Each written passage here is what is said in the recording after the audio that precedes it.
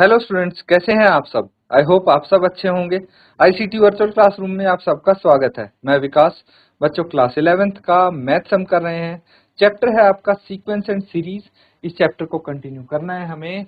तो बच्चों, sequence and series यानी अनुक्रम तथा श्रेणी, और यहाँ पे ज्योमेट्रिक प्रोग्रेशन के हम कुछ क्वेश्चन कर रहे हैं। तो चलिए, अगला क्वेश्चन जो आप करेंगे होमवर्क के लिए था वैसे तो आपका, लेकिन अगर आपका आंसर आ गया है तो मुझे अपना आंसर बता दीजिए क्या है। हिंट मैंने देखिए आपको प्रॉपरली दी थी कि क्या क्या निकालना है, कैसे निकाल सकते हैं हम।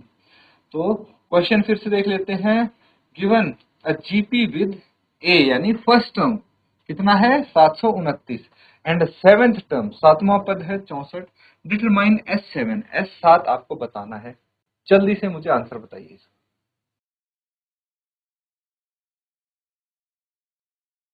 ठीक है स्टूडेंट्स, देखिए इसको अब साथ में हम सॉल्व कर लेते हैं। सबसे पहले हमें पता है फर्स्ट टर्म क्या है। फर्स्ट टर्म 729, और सेवेंथ टर्म A7 कितनी है 64। हमें कॉमन रेशियो नहीं पता इस जीवी का, तो लेट द कॉमन रेशियो यानी सार्वनुपात को R मान लेते हैं।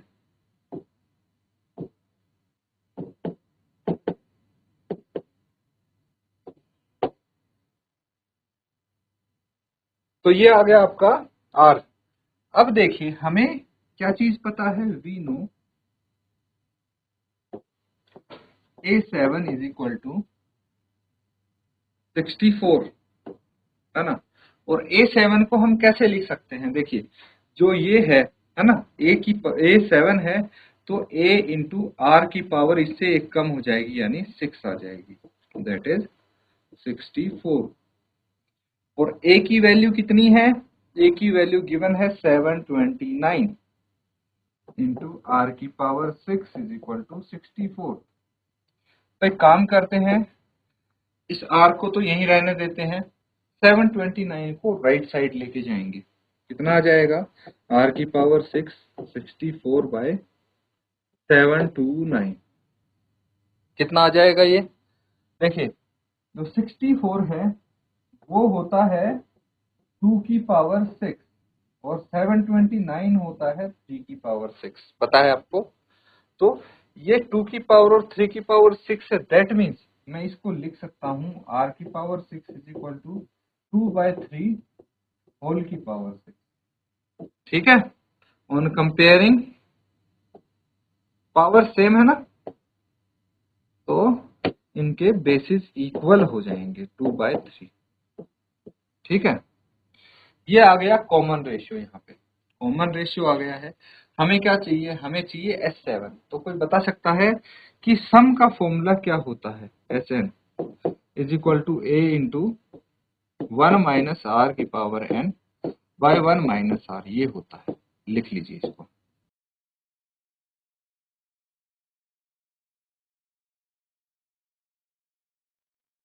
तो ठीक है, ये नोट डाउन कर लिया ना। आगे करें इसको कंटिन्यू। देखिए मुझे पता है कि Sn sum of n terms का फॉर्मूला ये है ना, 1 - R power n by 1 - R। तो n कितना है, यहाँ पे 7 है, a कितना है 729 है। वैल्यूज रखते जाइए बच्चों फटाफट। 1 - R की वैल्यू 2/3 है, n की जगह 7 आएगा आपके पास, और 1 - 2/3 वैल्यूज रख दी, a की, r की, n की, सब की वैल्यूज यहाँ पे आ गई हैं। अब इसको सॉल्व करेंगे, क्या आ जाएगा 7/29,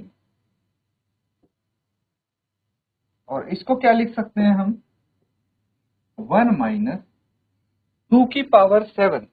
2 की घात 7 जब होगा तो कितना आएगा सोचिए। अब चलिए वापस एक चीज के लिए लेके चलता हूँ।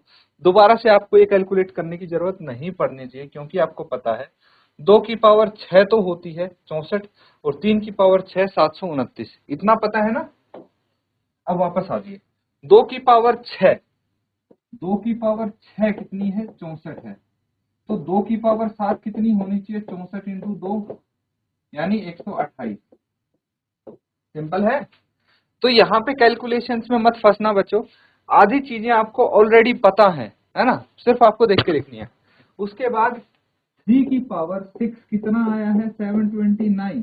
तो बताइए 3 की पावर 7 कितना होना चाहिए, 729 को 3 से मल्टीप्लाई करके जो आएगा, यानी 3 इंटू 9 27, है ना।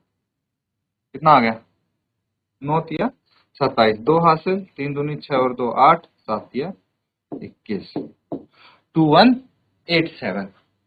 तो यहाँ पे सीधा सीधा हम लिख देंगे 128/2187।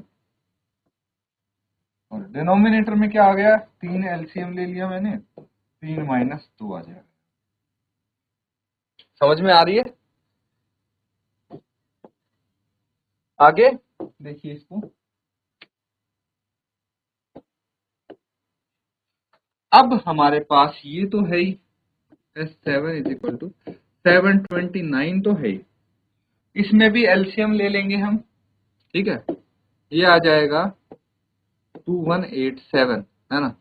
तो 2187 माइनस 128,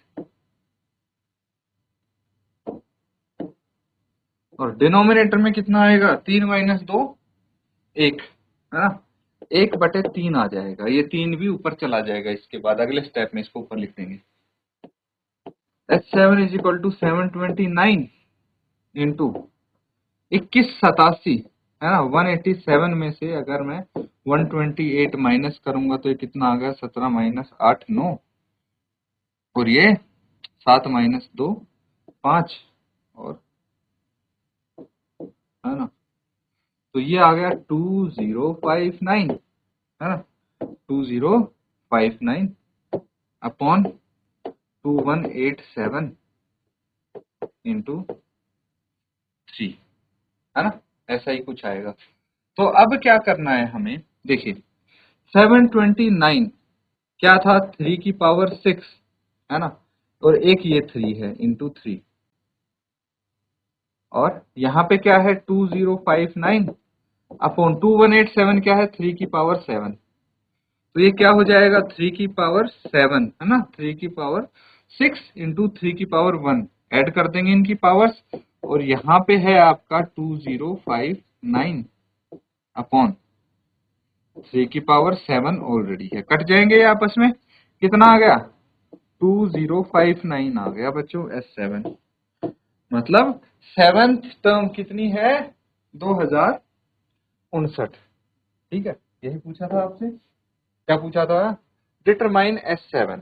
तो आप लिख सकते हैं therefore S7 is equal to 2059, ये आपका फाइनल आंसर है।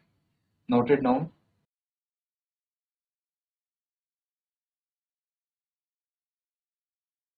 तो स्टूडेंट्स सबने नोट डाउन कर लिया है। अगला क्वेश्चन लिखेंगे आप,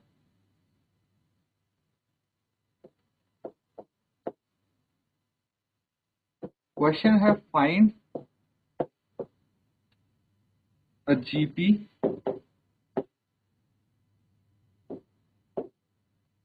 for which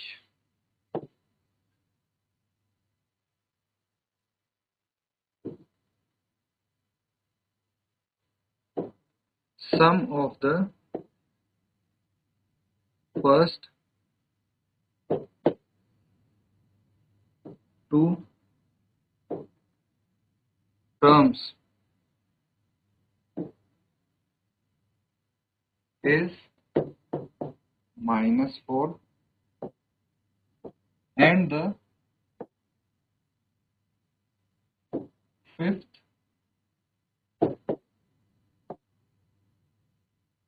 term is 4 times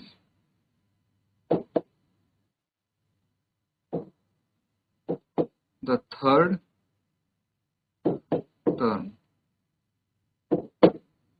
तो बच्चों एक चीज आपने नोटिस की होगी, जो इसके क्वेश्चन है, जैसे एपी के क्वेश्चन थे, पहले हम सिंपल चीजें कर रहे थे, फिर धीरे धीरे उसी में आपको थोड़ी ही एडवांस चीजें बता दी थी, है ना। तो वही चीज जीपी में हो रहा है, उसके पैरेलल चलता है ये टॉपिक, ये चीज समझना। Find GP for which sum of the first two terms, पहले दो पदों का जो योग है वो कितना है, -4 है, a1 प्लस a2 -4 है। And fifth term is fourth time the third term, मतलब जो तीसरी टर्म होगी वो कितनी होगी भाई, पांचवी टर्म तीसरी टर्म के 4 गुना अधिक होगी। तो इन चीजों की हेल्प से जीपी आपको बतानी है, नोट डाउन करके सॉल्व कीजिए।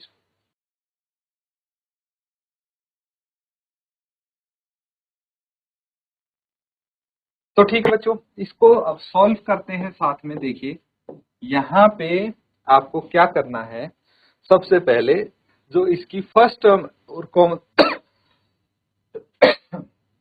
जो फर्स्ट टर्म और कॉमन रेशियो है उनको लेट कर लेंगे ए एंड आर। लिखिए, let the first term and the common first term and the common ratio of the GP, BA and R respectively। ठीक है, तो यहाँ पे क्या किया है हमने भाई, प्रथम पद और जो सार्वनुपात है उसको ए और आर मान लिया। ठीक है, अब देखिए ध्यान से, इट इज गिवन जीपी क्या हो जाएगा हमारा,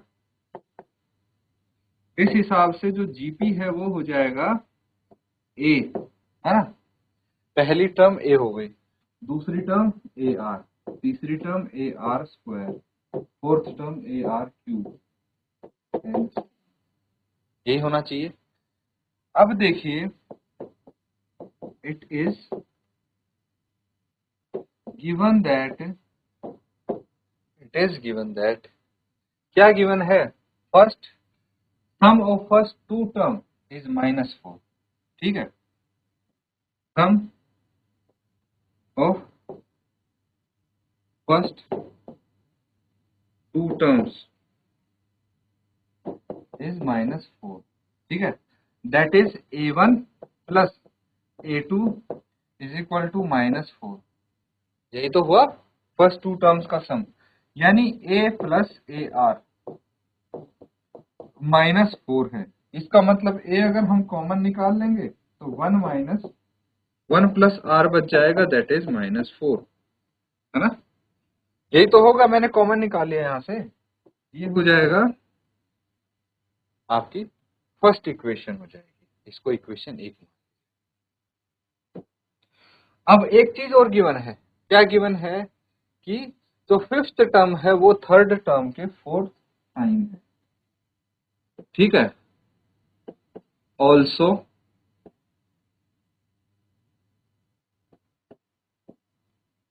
थर्ड टर्म, जो थर्ड टर्म है उसको अगर 4 से मल्टीप्लाई करो तो वो फिफ्थ टर्म के बराबर पहुंच जाएगी, है ना। यानी कहने का मतलब है A3 को 4 से गुना कर दीजिए तो वो A5 बन जाएगी, समझ रहे हैं ना। तो A3 क्या होता है, 4 into A are square is equal to A R की पावर 4। भाई A3 है तो इसमें से एक कम कर दीजिए आर की पावर, ऐसे ही हम करते हैं। अब ए से ए कैंसल आउट, आर की पावर 2 है, इससे ये कैंसल आउट, 2 बच गया, है ना। तो क्या बच जाएगा आपके पास, r square is equal to 4, है ना। आर स्क्वायर 4 है तो आर कितना आ गया, √4, तो आर इज इक्वल टू +-2, ये आ गया हमारे पास आर। अब देखिए ध्यान से क्या क्या किया है हमने यहाँ पे। सबसे पहले तो कॉमन रेशियो और फर्स्ट टर्म को मान लिया आर एंड ए। उसके बाद जीपी हमारे पास ये आ गई है, गिवन है कि भाई A1 और A2 का जोड़ जो है वो -4 है, तो फर्स्ट इक्वेशन यहाँ से आ गई। आर की वैल्यू हमारी दूसरी कंडीशन से आगे जो क्वेश्चन में दी है, क्या दी है, A3 × 4 = A5, ये दी है। ठीक है, यही चीज हमने यहाँ पे करके दिखाई है, नोट डाउन कर लेंगे इसको, फिर आगे कंटिन्यू करते हैं। तो बच्चों यहां तक समझ गए आप। अब देखिए क्वेश्चन बहुत ही आसान रह गया है। हमें क्या करना है, जो समीकरण 1 आया है, समीकरण 1 आप देख रहे हैं, इसमें आर की वैल्यू एक बार रखेंगे हम +2 और एक बार रखेंगे -2, तो एक जीपी तो आ जाएगी जब हम आर की वैल्यू 2 रखेंगे उससे, एक जीपी आ जाएगी जब आर हम रखेंगे -2 उससे, है ना। तो एक बार इसको जीपी निकाल के देखिए। तो ये कैसे निकलेगी जीपी, समीकरण 1 में आर बराबर है 2 रखने पर, चलिए A × 1 प्लस आर कितना है 2, 2 रख दिया = -4, यही है ना समीकरण 1।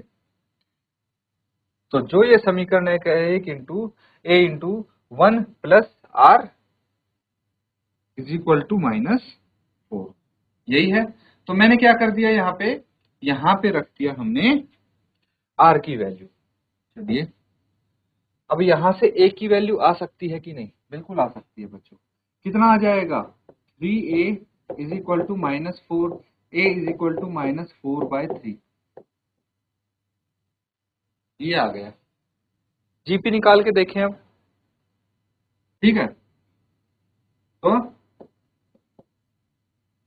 फर्स्ट टर्म ऑफ जीपी, ठीक है, फर्स्ट टर्म ऑफ जीपी यानी ए कितना आ जाएगा, A1 = A = -4/3, ये आ गया। सेकेंड टर्म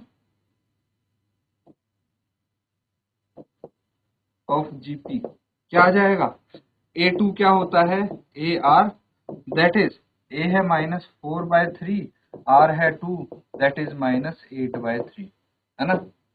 ऐसे कर करके बाकी टर्म्स भी निकालिए। Third term of GP, A3 हो जाएगा AR², that is -4/3 into R कितना है 2, 2 का स्क्वायर, दैट इज -4/3 इंटू 4 यानी -16/3, ये आ गई तीसरी टर्म। एक और टर्म निकाल लेते हैं, फोर्थ टर्म ऑफ जीपी कितनी आ जाएगी, A4 = AR³ that is -4/3 into 2 का क्यूब, कितना हो जाएगा ये, -4/3 इंटू 2 का क्यूब, 8 आ गया, 8 चौक 32 -32/3, तो जीपी क्या आ जाएगा, therefore for the GP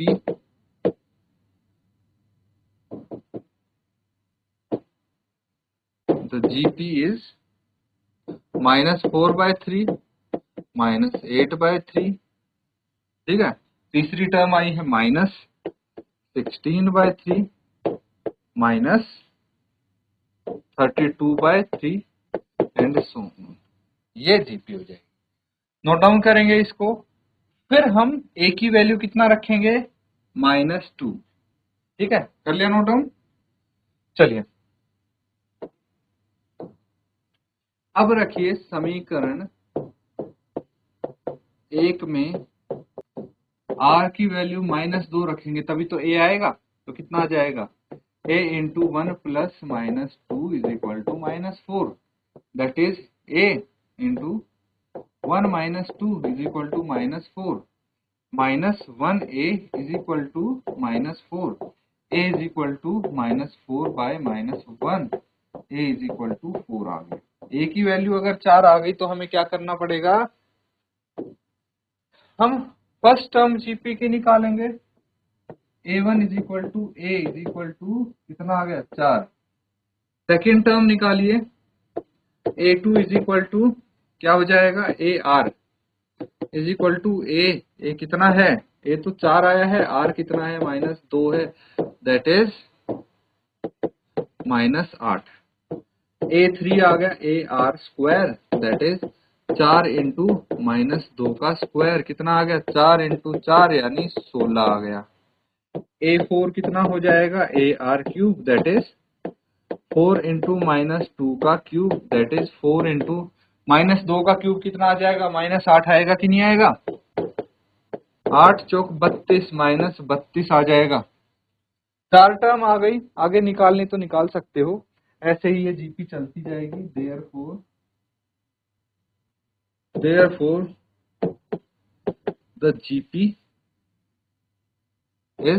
GP क्या है 4 -8 16 -32 एंड सो ऑन। ठीक है, समझ में आ रहा है ना, नोट डाउन कर लीजिए इसको। तो स्टूडेंट्स आज कुछ क्वेश्चंस हमने किए हैं जीपी से रिलेटेड, उम्मीद करता हूं आप अच्छे से इनको समझ गए हैं, नोट डाउन किया है सबने, इनको अब रिवाइज करना है आपको। इसी के साथ आज का सेशन यहाँ पे एंड करेंगे। Thank you and have a nice day.